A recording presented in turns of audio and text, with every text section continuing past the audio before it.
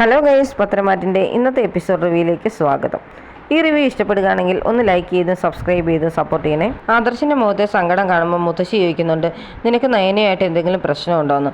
എനിക്ക് നയനയോട് മാത്രമല്ല ഈ വീട്ടിലുള്ള ഒരാളോട് കൂടി പ്രശ്നമുണ്ട്. അതെന്തായാലും ഞാനിതിപ്പം നിങ്ങളോട് പറയുന്നില്ല, പിന്നീട് പറഞ്ഞോളാമെന്ന് പറഞ്ഞ് സങ്കടപ്പെട്ട് അകത്തേക്ക് അങ്ങ് കയറിപ്പുന്നുണ്ട് ആദർശ്. അപ്പോൾ അജയൻ പറയുന്നുണ്ട്, ഞാൻ പറഞ്ഞില്ലായിരുന്നോ അവൻ്റെ മനസ്സിൽ എന്തോ ഉണ്ടെന്ന്, എന്തോ ഒരു ഭാരം അവൻ്റെ മനസ്സിലുണ്ട്, അത് വെച്ചുകൊണ്ട് അവൻ ഈ നടക്കുന്നത്. അതൊട്ട് ആരോടും തുറന്നു പറയുന്നുമില്ല. അതിൻ്റെ ഇപ്പോൾ ഈ കാണിച്ചത്. സാധാരണ അമ്പലത്തിലൊക്കെ പോകുമ്പം ഞങ്ങളെയും കൂടെ വിളിച്ചുകൊണ്ട് പോകുന്നതായിരുന്നു. ഇന്ന് അവൻ ഞങ്ങളെ വിളിച്ചേ ഇല്ല. അത് പിന്നെ ഞാനുമായിട്ട് അവനൊരു പ്രശ്നമില്ലെന്ന് ജയൻ പറയുന്നുണ്ട്. പിന്നെ ഈ വീട്ടിൽ വേറെ ആരുമായിട്ടാണ് പ്രശ്നം എന്ന് ചോദിക്കുമ്പോൾ മുത്തശ്ശി പറയുന്നുണ്ട്, എന്തായാലും പ്രായമായ ഞങ്ങളുമായിട്ടായിരിക്കുകയല്ല പ്രശ്നം, പിന്നെ ഇവൻ്റെ അമ്മയായിട്ടാണോ എന്ന് അറിയത്തില്ല എന്ന് ജയൻ പറയും. കുറച്ച് ദിവസമായിട്ട് അവൻ്റെ അമ്മ പുറത്തൊക്കെ പോകുന്നുണ്ട്, എവിടെ പോകുന്നു എന്തിനു പോകുന്നു എന്നൊന്നും പറയാറില്ല. അതൊക്കെ ആയിരിക്കും അവൻ്റെ മനസ്സിനെ അലട്ടുന്നതെന്നും ജയൻ പറയും. കനക നവ്യയോട് പറയുന്നുണ്ട്, നയനമോളോടിപ്പം അവളുടെ അമ്മായിയമ്മയ്ക്ക് എന്തൊരു സ്നേഹമല്ലേ, ഇത്രയും നാൾ സ്നേഹിക്കാതിരുന്നതിൻ്റെ ആയിരിക്കും ഇപ്പോൾ ഇത്രയും സ്നേഹമെന്നൊക്കെ പറയും. അന്നേരം നവ്യ പറയുന്നുണ്ട്, അത് കാണുമ്പോൾ എനിക്കങ്ങ് കൊതി വരും, എൻ്റെ അമ്മായിയമ്മ എന്നെ ഇങ്ങനെ സ്നേഹിക്കുകയൊന്നും വേണ്ട, ആത്മാർത്ഥതയോടെ ഒന്ന് മുഖത്ത് നോക്കി ചിരിച്ചാലെങ്കിലും മതിയായിരുന്നെന്ന്. അപ്പോൾ നന്ദു പറയുന്നുണ്ട്, എന്തായാലും ചേച്ചി അത് പ്രതീക്ഷിക്കുകയേ വേണ്ട, ചേച്ചിയുടെ അമ്മായിയമ്മ ഒരിക്കലും ചേച്ചിയെ സ്നേഹിക്കാനൊന്നും പോകുന്നില്ല. അഭിയേട്ടനെങ്കിലും ചേച്ചിയെ സ്നേഹിക്കുന്നത് ആത്മാർത്ഥമായിട്ടായിരിക്കണേ എന്ന് പ്രാർത്ഥിക്കുകയോ ചെയ്യുക, അതെങ്കിലും ആകട്ടെ എന്ന് പറയും. ആ സമയത്ത് പോകാനായിട്ട് ഇറങ്ങി വരുന്നുണ്ട് ദേവയാനി. എന്തായാലും പോയേക്കുക കനകയെ, ഇനിയിപ്പോൾ താമസിച്ച് കഴിഞ്ഞാൽ പിന്നെ എല്ലാവരും എന്നെ സംശയിച്ചാലോ, അതുകൊണ്ട് പോവുക. ഇങ്ങനെ കുട്ടിക്കളി കളിക്കുന്നതിൽ എനിക്ക് ഒരു ചമ്മലൊക്കെ ഉണ്ട്, പക്ഷേ എന്ത് ചെയ്യാനാ, ഇത് ഇങ്ങനെ കുറച്ച് നാളൂടെയൊക്കെ തുടരേണ്ടി വരും. അതുകൊണ്ട് ഞാൻ ഇനി ഇതുപോലെ തന്നെ എങ്ങനെയൊക്കെ പാത്തും പതുങ്ങിയൊക്കെ വന്ന് നിങ്ങളെയൊക്കെ കണ്ടോളാം കേട്ടോ എന്നൊക്കെ പറയും. അപ്പം കനക പറയുന്നുണ്ട്, എന്തായാലും രാവിലെ വന്നിട്ട് കാപ്പി പോലും കുടിച്ചില്ലല്ലോ എന്ന്. കാപ്പിയൊന്നും കുടിക്കാനുള്ള സമയമായില്ലല്ലോ കനക, അതുകൊണ്ട് ഞാൻ വീട്ടിൽ ചെന്ന് കുടിച്ചോളാം, ഇറങ്ങിയേക്കുക എന്നൊക്കെ പറയും. അന്നേരം പോകുന്ന വഴിക്ക് തന്നെ പറയുന്നുണ്ട്, നന്ദു മോള് അടുത്ത ദിവസം തന്നെ ട്രെയിനിങ്ങിനങ്ങ് പോകുമല്ലോ, അതുകൊണ്ട് മോളിനി അനിയെ വിളിക്കാനൊന്നും ശ്രമിക്കരുത് എന്നൊക്കെ പറയും. അപ്പം നയനയും വഴക്ക് പറയുന്നുണ്ട്, നീ ഇനി അമ്മ പറഞ്ഞതൊക്കെ കേട്ട് അനുസരിച്ച് നിൽക്കണം, അനിയായിട്ട് യാതൊരു കണക്ഷനും പോയേക്കരുതെന്നൊക്കെ കനകയും വഴക്ക് പറയുന്നുണ്ട് നന്ദുവിനെ. എന്നാൽ നവ്യ മാത്രമാണ് ഉള്ളത് പറയുന്നത്. ഞാൻ ഇവളെ കുറ്റപ്പെടുത്താൻ ഉദ്ദേശിക്കുന്നില്ല അമ്മായി, കാരണം എന്താണെന്ന് ചോദിച്ചാൽ അനാമികയുടെ സ്വഭാവം കൊള്ളത്തില്ല, അത് കാരണമാണ് അനി അവളെ സ്നേഹിക്കാത്തത്. അനിയുടെ സ്വഭാവം അമ്മായിക്ക് അറിയാവുന്നതല്ലേ, നന്നായിട്ട് സ്നേഹിക്കാൻ അറിയാവുന്നവനാണ് അവൻ, പിന്നെ നല്ല സ്വഭാവവും ഉണ്ട്, ആദർശേട്ടനെ പോലെ തന്നെയാണ് അവൻ. അപ്പോൾ പിന്നെ അവനെ സ്നേഹിച്ചിരുന്നെങ്കിൽ അനാമികയെ അവൻ സ്നേഹിച്ചേനെ, പക്ഷേ അവൾ അതിനൊന്നും ശ്രമിക്കുന്നില്ല, അവളുടെ സ്വഭാവം ശരിയല്ല, അതുകൊണ്ടാണെന്ന് പറയും. അപ്പോഴത്തേന് ദേവയാനി പറയുന്നുണ്ട്, അവളൊരു കൊച്ചുകുട്ടിയല്ലേ, അതിൻ്റെയൊക്കെയാ, ഇനിയിപ്പോൾ അതൊക്കെ അങ്ങ് മാറിക്കോളും, മോൾ ഇനി ശ്രദ്ധിക്കണമെന്നൊക്കെ പറയും നന്ദുവിനോട്. അപ്പം നന്ദു പറയും, നിങ്ങളെല്ലാവരുടെ അനിയെ ഒന്ന് പറഞ്ഞ് തിരുത്തിയാൽ മതി, ഞാൻ ഓക്കെ ആണെന്ന് പറയും. അനിയുടെ കാര്യം ഓർക്കുമ്പോൾ നന്ദുവിന് ഭയങ്കര സങ്കടമാണ്. അതുപോലെ തന്നെയാണ് അനിക്കും. വൈകിട്ടാണെങ്കിലും മെസ്സേജ് അയച്ചിട്ടും ഒരു റിപ്ലൈ ഒന്നും കൊടുത്തില്ലായിരുന്നല്ലോ നന്ദു, അതുകൊണ്ട് വീണ്ടും ഒരു മെസ്സേജ് അയക്കുകയാണ്, ഇന്നലെ ഗുഡ് നൈറ്റ് അയച്ചിട്ട് എന്താ റിപ്ലൈ അയക്കാഞ്ഞെന്ന്. അത് മെസ്സേജ് നന്ദു കാണുകയും ഇതിപ്പോൾ എപ്പോൾ അയച്ചിരുന്നു എന്നൊക്കെ ഉള്ളതായിരിക്കും പെട്ടെന്ന് മനസ്സിൽ ഓർത്ത് നിന്ന സമയത്ത് തന്നെ നയനെ അങ്ങോട്ട് കയറി വരുന്നുണ്ട്. ഫോൺ തട്ടിപ്പറിച്ചിട്ട് എന്താ ആരുടെയാണ് മെസ്സേജ് എന്നൊക്കെ ചോദിക്കും, അനിയുടെ ആണോ എന്നൊക്കെ ചോദിക്കുന്നുണ്ട്. ചേച്ചി എൻ്റെ ഫോണിങ് തരാനൊക്കെ പറയും നന്ദു. എന്നാൽ വേണ്ടെന്ന് പറഞ്ഞുകൊണ്ടേ മേടിച്ചിട്ട് ആ മെസ്സേജ് വായിച്ചിട്ട് പറയും, ആഹാ കൊള്ളാമല്ലോ, അവൻ ഇങ്ങനെ നിന്നെ അങ്ങ് പ്രേമിക്കുകയാണല്ലോ, ഇതെന്തൊരു പ്രേമമാടി, നീ ഇനി റിപ്ലൈ കൊടുത്തു പോയേക്കരുത് എന്നൊക്കെ പറയും. അവന് ഭാര്യയുള്ളതല്ലേ, അമ്മയും എല്ലാവരും നിന്നെ ഒരുപാട് ഉപദേശിച്ചില്ലേ, എന്നിട്ട് നീ എന്നെ അവനിൽ നിന്ന് അകന്ന് മാറാത്തെന്നൊക്കെ ചോദിക്കും. ഞാൻ അങ്ങോട്ട് അകന്നൊന്നും മാറുന്നൊക്കെ ഉണ്ടല്ലോ ചേച്ചി, ഞാൻ അങ്ങോട്ട് ചെല്ലുന്നതല്ലല്ലോ, പിന്നെ അനിയെ എനിക്ക് അങ്ങനെ അങ്ങ് വിഷമിപ്പിക്കാനൊന്നും പറ്റത്തില്ല. അവൻ കല്യാണത്തിന് മുമ്പ് തന്നെ ചെയ്തതൊക്കെ കണ്ടില്ലേ, ഒരുപാട് കുടിച്ച് വീട്ടിൽ പ്രശ്നമൊക്കെ ഉണ്ടാക്കിയില്ലേ, അതുപോലൊക്കെ ചെയ്യാതിരിക്കാൻ വേണ്ടിയാണ് ഞാൻ അവനോട് മിണ്ടുകയും പറയുകയൊക്കെ ചെയ്യുന്നത്. പിന്നെ നിങ്ങളൊക്കെ എന്തൊക്കെ ഉപദേശം തന്നെന്ന് പറഞ്ഞാൽ പോലും അനിയും അനാമികയും ഇനി ഒരിക്കലും ഒന്നിച്ച് ജീവിക്കാൻ പോകുന്നില്ല, അത് അവർ തമ്മിൽ ഒരിക്കലും സ്നേഹിക്കാൻ പോകത്തേ ഇല്ലെന്നൊക്കെ പറയും. അതൊക്കെ എന്തെങ്കിലും ആയിക്കോട്ടെ, നീ അതൊന്നും ശ്രദ്ധിക്കണ്ട, ഞാനും ആദർശേട്ടനും തമ്മിൽ എന്തൊരു പ്രശ്നങ്ങളായിരുന്നു, ഇപ്പം ഞങ്ങൾ തമ്മിൽ ഒരു പ്രശ്നവും ഇല്ലല്ലോ, അതുപോലെ തന്നെ അവരും അങ്ങ് ശരിയായിക്കോളും. പിന്നെ ഞങ്ങളുടെ ഇടയിൽ ഒരു പെണ്ണോ ആണോ എക്സ്ട്രാ പ്രശ്നമൊക്കെ തന്നെ ഇല്ലായിരുന്നു. പക്ഷേ അതല്ല അവരുടെ കാര്യം. അവരുടെ ജീവിതത്തിൽ നീയാണ് പ്രശ്നക്കാരിയായിട്ട് നിൽക്കുന്നത്. അതുകൊണ്ട് നീ അവരുടെ ഇടയിലേക്ക് വരരുത് എന്നൊക്കെ പറയും. പിന്നെ നീ എന്തൊക്കെ പറഞ്ഞെന്ന് പറഞ്ഞാലും നീ അനാമികയും കൂടെ പിരിയരുതെന്ന് അവിടെ എല്ലാവർക്കും ആഗ്രഹം.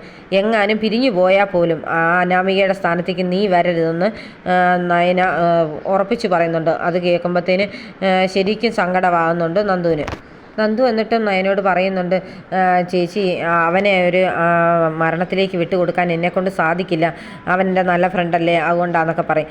അവനിങ്ങനെ പല ഭീഷണികളും പറഞ്ഞുകൊണ്ടിരിക്കും. അതൊക്കെ വെച്ച് നീ വീണ്ടും അവനുമായിട്ട് അടുക്കാനൊന്നും ശ്രമിക്കണ്ട. പിന്നെ അവൻ അയച്ച മെസ്സേജിന് റിപ്ലൈ ഒന്നും അയക്കണ്ട കേട്ടോ എന്ന് പറഞ്ഞാണ് ഇറങ്ങിപ്പോകുന്നത്. നന്ദുവിൻ്റെ റിപ്ലൈ കിട്ടാത്ത സങ്കടപ്പെട്ടിരിക്കുകയാണ് അനി. അന്നേരം മനസ്സിലോർക്കുന്നുണ്ട് അവിടെ എല്ലാവരും അവളെ ഉപദേശിച്ച് ശരിയാക്കുമായിരിക്കും, എന്ത് ചെയ്യാനാ എന്നൊക്കെ വിചാരിച്ചുകൊണ്ടിരിക്കുമ്പോൾ അനാമിക അങ്ങോട്ട് കയറി വരും. നീ എന്താ ഓർത്തുകൊണ്ടിരിക്കുന്നത് ചോദിക്കും. ഞാൻ എന്താ ഓർത്തുകൊണ്ടിരുന്നത്, നിനക്ക് എന്താണെന്ന് ഉടനെ അനിയും ദേഷ്യപ്പെടുന്നുണ്ട്. എനിക്കറിയാടാ നീ അവളെ ഓർത്തുകൊണ്ടിരിക്കുകയായിരിക്കും. പിന്നെ ഞാൻ ഇവിടെ നിൽക്കുന്നത് തന്നെ ഇഷ്ടമുണ്ടായിട്ടൊന്നും അല്ല. പിന്നെ പോകാത്തതിന് കാരണമെന്ന് പറഞ്ഞാൽ ഞാൻ പോയി കഴിഞ്ഞാൽ പിന്നെ അവൾ ഇങ്ങോട്ട് കയറി വരും. അവൾ വരാതിരിക്കാൻ വേണ്ടി മാത്രമാണ് ഞാനിവിടെ ഇങ്ങനെ നിൽക്കുന്നത്, അല്ല നിന്നോടുള്ള ഇഷ്ടം കൊണ്ടൊന്നും അല്ല എന്നൊക്കെ പറഞ്ഞ് ദേഷ്യപ്പെട്ട് അങ്ങ് ഇറങ്ങിപ്പോകുന്നുണ്ട് അനാമിക. പുറത്തു പോയി ഫോണിലൊക്കെ ഇങ്ങനെ നോക്കിക്കൊണ്ടിരിക്കുന്ന സമയത്ത് ദേവയാനി അങ്ങോട്ട് വരുന്നുണ്ട്. നയന പറഞ്ഞായിരുന്നല്ലോ അനാമികയ്ക്ക് നല്ല കനത്തിലുള്ളൊരു സമ്മാനം കൊടുത്തേക്കണമെന്ന്. അതനുസരിച്ച് ഒരു സ്വർണ്ണമാല കൈ കൊണ്ട് കൊടുക്കുന്നുണ്ട്. അതുവരെയുള്ള എല്ലാ ദേഷ്യങ്ങളും സങ്കടങ്ങളും മാറി അനാമികയ്ക്ക് ഭയങ്കര സന്തോഷമാകുന്നുണ്ട്. എനിക്ക് ഒരുപാട് ഇഷ്ടമായെന്നൊക്കെ പറയും. എന്തായാലും മോളെ തന്നെ ഓർത്ത് ഞാൻ മേടിച്ചതാ, ഇനി ഞാൻ ഇട്ട് തരാമെന്ന് പറഞ്ഞ് ഇട്ടൊക്കെ കൊടുക്കുന്നുണ്ട്. അന്നേരം ഉടനെ അനാമിക പറയും, എനിക്ക് അനിയൊന്നും തന്നില്ല, 3 ബ്രാഞ്ചിൻ്റെ ചുമതലയുള്ളത് അവനെ, എന്നിട്ട് അവൻ എനിക്കിതുപോലൊന്നും തന്നില്ലല്ലോ എന്നൊക്കെ പറയും. മോൾ അവനെ കുറ്റം പറഞ്ഞുകൊണ്ടിരിക്കാതെ അവനെ അങ്ങ് സ്നേഹിക്കാനൊക്കെ നോക്കാൻ പറയും. എങ്ങനെ സ്നേഹിക്കാനാ, അവൻ എനിക്കൊന്നും തരത്തില്ല, അവൻ കൊണ്ടുപോയി അവൻ്റെ കാമുകിക്ക് കൊടുക്കത്തുള്ളൂ എന്നൊക്കെ പറയും. അതൊക്കെ അങ്ങനെ ഇഷ്ടപ്പെടുന്നൊന്നുമില്ല ശരിക്കും ദേവയാനിക്ക്. ഉടനെ പറയുന്നുണ്ട്, എന്തായാലും വല്യമ്മയെങ്കിലും എനിക്ക് തന്നല്ലോ, വല്യമ്മയുടെ മരുമോളെ ഒട്ടും ഇഷ്ടമില്ലാത്തതുകൊണ്ടാണ് എനിക്ക് തന്നത്, മാറ്റി നിർത്തിയിരിക്കുന്നത് കൊണ്ടല്ലേ എനിക്ക് തന്നതെന്നൊക്കെ പറയുന്നുണ്ട്. ഞാൻ വല്യമ്മയെ പോലുള്ള കുറച്ച് പേരെ മാത്രം ഓർത്തുകൊണ്ടാണ് ഇവിടെ നിൽക്കുന്നത്, അല്ലാതെ എനിക്കത്ര സന്തോഷം ഉണ്ടായിട്ടല്ല ഈ വീട്ടിൽ നിൽക്കുന്നതെന്നൊക്കെ പറയും. അന്നേരം ദേവയാനി ഓർക്കുന്നുണ്ട്, പിന്നെ ഞാൻ എൻ്റെ മരുമോളെ സ്നേഹിക്കാതിരിക്കാൻ പറ്റുമോ എന്ന്. അന്നേരം പറയും, മോളെ നീ എന്തായാലും അവനെ സ്നേഹിച്ച് ജീവിക്കുക. നീ കണ്ടില്ലായിരുന്നോ ആദർശും നയനയും തമ്മിൽ എന്തെല്ലാം പ്രശ്നങ്ങളായിരുന്നു, ഇപ്പോൾ അവർ സ്നേഹിച്ചൊക്കെ ജീവിക്കുന്ന കണ്ടില്ലേ. എനിക്കാണേലും നയനയോട് ഒട്ടും ഇഷ്ടമില്ലായിരുന്നു, ഇപ്പോൾ എൻ്റെ ഇഷ്ടക്കേടെല്ലാം മാറിയില്ലേ എന്ന് ചോദിക്കുന്നുണ്ട്. അന്നേരം അബദ്ധത്തിൽ വരുന്നതാണ് ദേവയാനയുടെ വായിന്ന് അങ്ങനെ ഒരു വാക്ക്. അപ്പോൾ എന്ന് പറിച്ച് ഉടനെ അനാമിക ചോദിക്കുന്നുണ്ട്, വല്യമ്മ നയനെ സ്നേഹിക്കാൻ തുടങ്ങിയോന്ന്. ഞാൻ അങ്ങനെയല്ല ഉദ്ദേശിച്ചത്, ഞാൻ അവളെ ഇപ്പം ഒരുപാട് അഡ്ജസ്റ്റ് ചെയ്ത് ജീവിക്കുന്നില്ലേ എന്നാ പറഞ്ഞെന്ന് പറയും. ഞാനങ്ങ് പേടിച്ചു പോയി, ഇനിയും വല്യമ്മ മരുമോളെ സ്നേഹിക്കാൻ തുടങ്ങിയോന്ന് ഓർത്ത്. എനിക്ക് അങ്ങനെയൊന്നുമില്ല, എന്നാലും അവരൊക്കെ സ്നേഹിച്ച് ജീവിക്കുന്ന കണ്ടില്ലേ, അതുപോലെ തന്നെ നിങ്ങൾ സ്നേഹിച്ച് ജീവിക്കണം എന്നൊക്കെ പറഞ്ഞ് ദേവയാനി അങ്ങ് പോകും. അന്നേരത്തേന് അനാമിക മനസ്സിലോർക്കുന്നുണ്ട്, ഇതുപോലുള്ള കനത്തിലുള്ള സ്വർണ്ണമൊക്കെ കിട്ടുന്നതുകൊണ്ട് മാത്രമാണ് ഞാനിവിടെ നിൽക്കുന്നത്, അല്ലെങ്കിൽ ഈ താലിമാല പൊട്ടിച്ചെറിഞ്ഞ് ഞാൻ എന്നേ എൻ്റെ വീട്ടിൽ പോയേനോ എന്ന്. ദേവയാനി പോയ ഉടനെ തന്നെ അനാമിക അതിൻ്റെ ഒരു ഫോട്ടോ ഒക്കെ എടുത്ത് അമ്മയ്ക്ക് അയച്ചു കൊടുക്കുന്നുണ്ട്. രേവതി ആ ഫോട്ടോ കണ്ട് ഒരുപാട് സന്തോഷത്തോടെയാണ് നോക്കിയിരിക്കുന്നത്. അപ്പോൾ ആ സമയത്ത് അങ്ങോട്ട് വരുന്ന വേണു ചോദിക്കുന്നുണ്ട്, എന്താ ഫോണിൽ ഇത്ര സന്തോഷിക്കാനിരിക്കുന്നത്, ഇതേ നോക്കിക്കേ മോളിട്ടിരിക്കുന്നത് കണ്ടോയെന്ന് ചോദിക്കുമ്പോൾ വേണു നോക്കുന്നുണ്ട്. നല്ലൊരു മാലയാണല്ലോ, അവൾ അങ്ങനെ സ്വർണ്ണമൊക്കെ ഒപ്പിച്ചെടുത്തല്ലേ എന്ന് പറയും. ഇതിപ്പോൾ മുത്തശ്ശനോ മുത്തശ്ശിയോ അല്ലാതെ അവിടെ അമ്മായിമ്മയോ ആരും കൊടുത്തതല്ല, വല്യമ്മ കൊടുത്താന്ന് പറയും. എങ്ങനെയാണേലും ഒരു 3-4 പവനൊക്കെ ഉണ്ടല്ലോ, 3-3.5 ലക്ഷം രൂപ കിട്ടുമായിരിക്കും എന്നുടനെ വേണു പറയുന്നുണ്ട്. നിങ്ങളിങ്ങനെ മകളുടെ കയ്യിൽ നിന്നെല്ലാം മേടിച്ചെടുക്കാതെ വേറെ എന്തെങ്കിലും വഴി നോക്കാനൊക്കെ പറയുന്നുണ്ട് രേവതി. പിന്നെ നമ്മൾ അവൾക്ക് കൊടുത്തത് മുഴുവൻ അവൾ പൂഴ്ത്തി വെച്ചിരിക്കുകയല്ലേ, പിന്നെ ഇങ്ങനെയൊക്കെ കിട്ടുന്നതല്ലേ ഉള്ളൂ നമുക്ക് ആകെ ചോദിച്ച് മേടിക്കാൻ പറ്റത്തുള്ളൂ. അതുകൊണ്ട് എന്തായാലും നന്നായി ഇത്രയെങ്കിലും മേടിച്ചെടുത്തല്ലോ. ഇന്നാണെങ്കിൽ ദേവയാനി തന്നെയാണ് രാവിലെ അമ്പലത്തിൽ പോയത്. ആ സമയത്ത് നമ്മുടെ മോളൂടെ പോവുമായിരുന്നെങ്കിൽ ദേവയാനിക്ക് ഒരുപാട് സന്തോഷമായേനോ, ആ സമയത്ത് ഇച്ചിരിയുടെ വലുതൊക്കെ കിട്ടിയേനോ, എന്ത് ചെയ്യാനാ എന്നൊക്കെ പറയുന്ന ഉടനെ വേണു പറയുന്നുണ്ട്, അതെങ്ങനെയാണ്, നിൻ്റെ മകളല്ലേ, രാവിലെ എഴുന്നേക്കാൻ തന്നെ താമസിച്ച് കാണും, അതുകൊണ്ടല്ലേ ഇങ്ങനെയൊക്കെ പറ്റിയത് എന്ന് പറയും. ഞാൻ അങ്ങനെയൊന്നും അല്ലല്ലോ, രാവിലെ ഞാൻ വിഷുക്കണി കാണിച്ചില്ലേ എന്നൊക്കെ ചോദിക്കും. എവിടുന്ന്, ഞാൻ കണ്ണ് തെളിച്ചപ്പോഴേ നിൻ്റെ മുഖമല്ലേ കണ്ടത്, പിന്നെ എൻ്റെ ഒരു വർഷം പോയെന്നൊക്കെ പറയും. അതുകൊണ്ടെന്താ ഇന്നിപ്പം കണ്ടില്ലേ മോൾക്ക് മാല കിട്ടിയത്, കേൾക്കാൻ പറ്റിയത് എന്നെ കണി കണ്ടോണ്ടാ. ഇനി ആ മാല ഇങ്ങനെ നമ്മുടെ കയ്യിലോട്ട് കിട്ടുകയാണെങ്കിൽ നമുക്ക് അതിനെക്കാട്ടി ലാഭമാകുകയല്ലേ, അപ്പോൾ എൻ്റെ കണിക്ക് കുഴപ്പമൊന്നുമില്ലല്ലോ എന്നൊക്കെ പറയുന്നുണ്ട്. പിന്നെ അവിടുന്ന് വേറെ എല്ലാവരും ഒക്കെ എന്തെങ്കിലുമൊക്കെ കൊടുത്തു കാണുമല്ലേ എന്നുണ്ടെ വേണു പറയും. എവിടുന്ന്?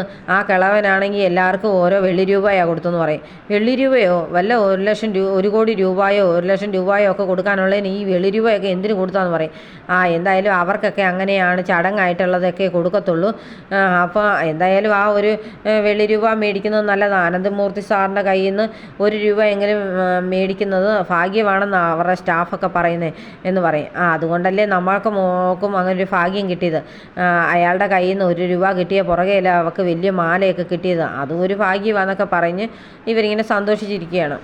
വിഷുവിൻ്റെ അന്ന് രാവിലെ തന്നെ അഭി ഒരു മുഴം പൂവൊക്കെ ആയിട്ട് നവിയെ കാണാൻ വരുന്നുണ്ട്. അപ്പം നവിയുടെ തലയിൽ ആ പൂവൊക്കെ വെച്ച് കൊടുക്കുന്നുണ്ട്. നവി എന്നെ പറയും, എൻ്റെ തലയിൽ പൂവുണ്ടല്ലോ എന്ന്. എന്നാലും 7-ാം മാസത്തിൽ നിനക്ക് പൂ മേടിച്ച് തരാനായിട്ട് ഞാൻ പോയിട്ട് പൂ കൊണ്ടുവന്നില്ലല്ലോ, അതിൻ്റെ ഒരു പരാതി ഉണ്ടായിരുന്നു നിനക്ക്, അതങ്ങ് തീർത്തേക്കാന്ന് പറഞ്ഞ് പൂവൊക്കെ വെച്ച് കൊടുക്കും. എന്നിട്ട് നവിക്ക് ഒരു കെട്ട് നോട്ടെടുത്ത് കൈ കൊടുക്കും. അങ്ങനെ നവിക്ക് ഇത്രയോ എന്തിനാന്ന് ചോദിക്കും. അത് 10,000 രൂപയുണ്ട്, നിനക്ക് വിഷുക്കൈനീട്ടമായിട്ട് ഞാൻ തന്നാന്ന് പറയും. എനിക്ക് അത്ര ഒന്നും വേണ്ടായിരുന്നു, നീ ഒരു വെള്ളി രൂപ തന്നാലും എനിക്ക് സന്തോഷമുള്ളടാ എന്നൊക്കെ പറഞ്ഞ് നവി അങ്ങ് സന്തോഷിക്കുകയാണ്. എന്നിട്ട് പറയും, 10,000 രൂപയൊന്നും ആരും എനിക്കിതുവരെ വിഷുക്കൈനീട്ടമൊന്നും തന്നിട്ടില്ലായിരുന്നു എന്നൊക്കെ പറയുന്നുണ്ട്. പിന്നെ ഇത്ര ഇതിൻ്റെ ആവശ്യമൊന്നുമില്ല എന്ന് പറയും. അത് സാരമില്ല, നിൻ്റെ അച്ഛനാണെങ്കിൽ അങ്ങനെ ക്യാഷൊന്നും ഇല്ലല്ലോ, അപ്പം പിന്നെ ഇനി ഒരുപാട് ആവശ്യങ്ങളൊക്കെ വരുമല്ലോ, അതിന് നിൻ്റെ കയ്യിൽ ഇരുന്നോട്ടെ എന്നൊക്കെ പറയും. ഞാൻ കഴിഞ്ഞ ദിവസം വന്ന് നിനക്കൊരു മോതിരം തന്നു, ഇന്നിപ്പം വിഷുക്കൈനീട്ടം തന്നു, അതുകൊണ്ട് നിനക്ക് എന്നെക്കുറിച്ച് എന്തെങ്കിലുമൊക്കെ ഒരു സംശയമൊക്കെ ഉണ്ടെങ്കിൽ അതങ്ങ് മനസ്സിൽ നിന്ന് കളഞ്ഞേക്കണം കേട്ടോ, ഞാൻ നിന്നെ സ്നേഹിക്കുന്നുണ്ടെന്നൊക്കെ പറഞ്ഞ് അടവെടുക്കുകയാണ് അഭി. അന്നേരം നവി അങ്ങ് ശരിക്കും വിശ്വസിക്കുന്നുണ്ട്. നവി പറയുന്നത്, ഇതുപോലൊരു ഭർത്താവിനെ ഞാൻ ആഗ്രഹിച്ചത്, ഇപ്പം എനിക്ക് സന്തോഷമായിടാ, നീ ഇനി എന്തെല്ലാം പറഞ്ഞാലും ഞാനതെല്ലാം അനുസരിക്കും. ഇനി ഇതുപോലെ വീട്ടിലേക്ക് വന്നു കഴിയുമ്പോൾ നമ്മുടെ കുഞ്ഞിനോടും എന്നോടും ഇതുപോലെ തന്നെ സ്നേഹം ഉണ്ടെങ്കിൽ ഞാൻ എപ്പോഴും നിൻ്റെ അടിമയെ പോലെ നിന്നോളാം എന്നൊക്കെ പറഞ്ഞ് സന്തോഷിക്കുകയാണ് നവ്യ. അപ്പോൾ ഇവർ രണ്ടുപേരോട് ഇങ്ങനെ സന്തോഷത്തോടെയൊക്കെ വർത്തമാനം പറയുന്നതൊക്കെ കാണിച്ചുകൊണ്ടാണ് ഇന്നത്തെ എപ്പിസോഡ് അവസാനിക്കുന്നത്.